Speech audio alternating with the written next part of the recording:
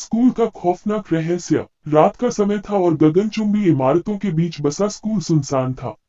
School के पुराने भवन के ऊपर पूर्णिमा का चांद अपनी ठंडी चांदनी बिखेर रहा था। इस स्कूल का नाम था विद्या निकेतन, जो एक जमाने में अपनी पढ़ाई और अनुशासन के लिए जाना जाता था, पर अब इसे लोग भूतिया स्कूल कहने लगे थे।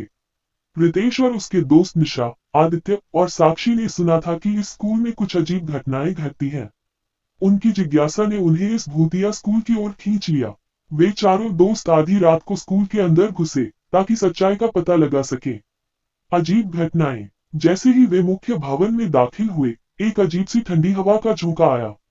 रितेश ने आगे बढ़कर अपना टॉर्च जलाया और हॉल की दीवारों पर पड़ी पुरानी पेंटिंग्स को देखा। अचानक आदित्य ने एक कमरे की ओर इशारा किया जहां से हल्की सी रोशनी आ रही थी। वे चारों धीरे धीरे उस कमरे की ओर बढ़े। कमरे का दरवाजा खुला हुआ था। अंदर दाखिल होते ही उन्हें एक पुरानी किताब दिखाई दी, जो मेज पर पड़ी हुई थी। निशा ने किताब को उठाया और देखा कि उसमें स्कूल के पुराने इतिहास के बारे में लिखा था। प्रेतात्मा का आगमन। किताब पढ़ते पढ़ते निशा को अचानक महसूस हुआ कि कोई उनके पीछे खड़ा है। उसने पलट कर देखा तो एक साया उनके पीछे खड़ा था। उसकी आंखें चमक रही थी और उसके चेहरे पर अजीब सी मुस्कान थी। वे चारों डर के मारे चीख पड़े और कमरे से बाहर भागने लगे। अतीत का रहस्य। भागते भागते वे लाइब्रेरी के सामने पहुंचे, जहां एक पुराना अखबार पड़ा मिला।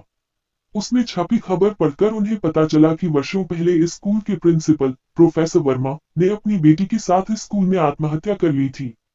उसके बाद से ही इस स्कूल में अजीब घटनाएं घटने लगी। मौत का सामना। रितेश ने सभी को हिम्मत बंधाई और कहा कि हमें सच्चाई का सामना करना होगा।